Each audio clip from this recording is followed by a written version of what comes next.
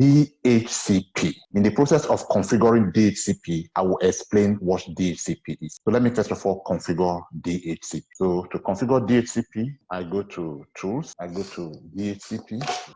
So when you have this kind of issue, updates required, what do you do? Yeah, that's a good question for you. Somebody answer. Get update. To get up. Yes, correct. What's going? What do you ever need to configure your? At what point would you ever need God now so that you can browse it from when you can browse it? So that's another way to add it. Do you get what I'm to internet now? All right, good. Well, I'm not ready for update, so you just keep quiet. All right, so this is DNS. Well, it's dangerous. This is a DHCP server. So to configure DHCP server, for the person that has the question and for all, I wanted to get that manual already, so it doesn't happen like it. All right, so generally I know what I'm looking for. So even if I don't click the right place the first time, I'll just keep looking till I find what I'm looking for. All right, so this is DHCP server. Everything I'm looking for is within here. I don't really need to know exactly what to click. All right. In this case, I have IP version 4, IP version 6. IP version 4 is the kind of IP addresses we are talking about that we assign, right? When we talk about 4 octets, the first 3 octets being for the network and the last one being for the host. That's for a class C network. IP version 6, don't bother about it. It's too complex for you to understand. However, you should note as a network person, as an admin person, that it is because the number of IP version 4 available to the whole world is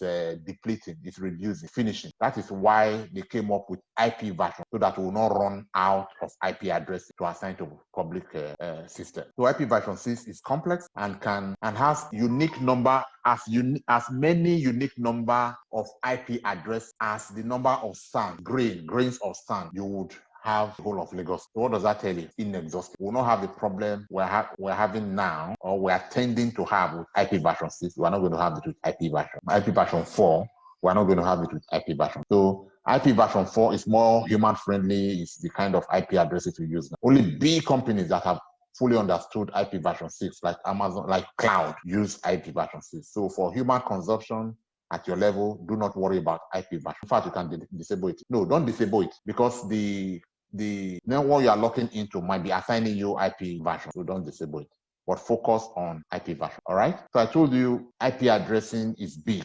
That will be taken in bit by bit as we progress. So I've taught you something in IP address. So our focus is on IP version 4. What are we doing with IP version 4? Server options, policies, filters. All right. If we right click there, we see configure option, and then if we right click there, we see policies. New policy, deactivate. No, it's not about policy, right? All right. So server options, configure option. No, sorry. Again, I already told you. I know what I'm looking for. So just bear with me if I click the first place, second place, and there I'll eventually get it. So what I'm looking for is here actually, IP version 4. So I say new scope, and then this wizard comes up. I say new, okay?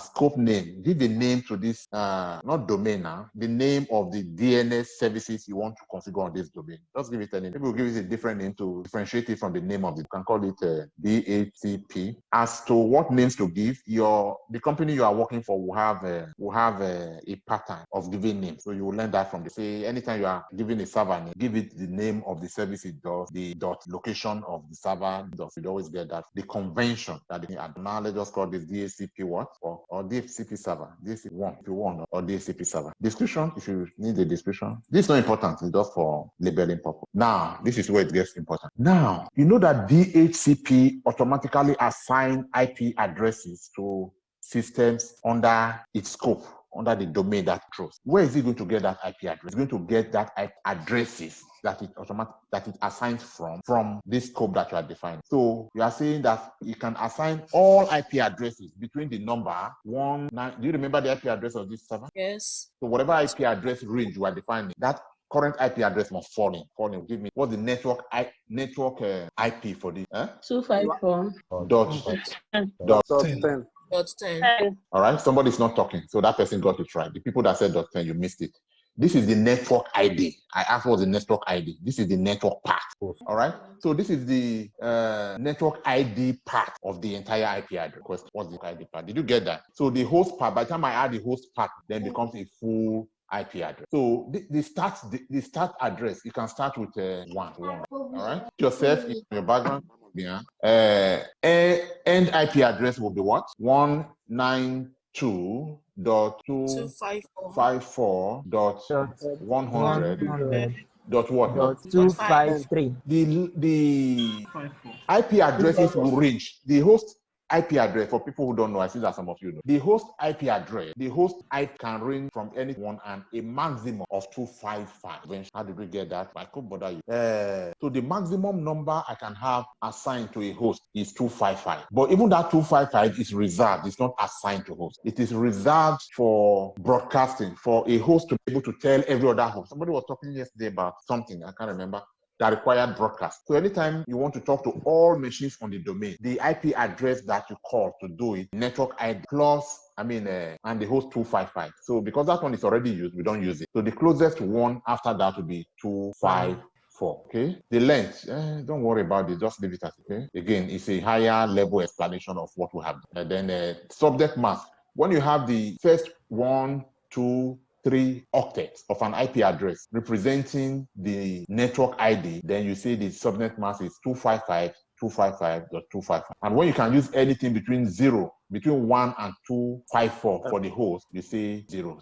So the subnet mask now automatically comes up with this IP address, 255.255.255.0, meaning that this is a class C IP address where I don't have any bit left on the first octet to assign to host. It's fully assigned to network. I don't have any bit left on the second octet.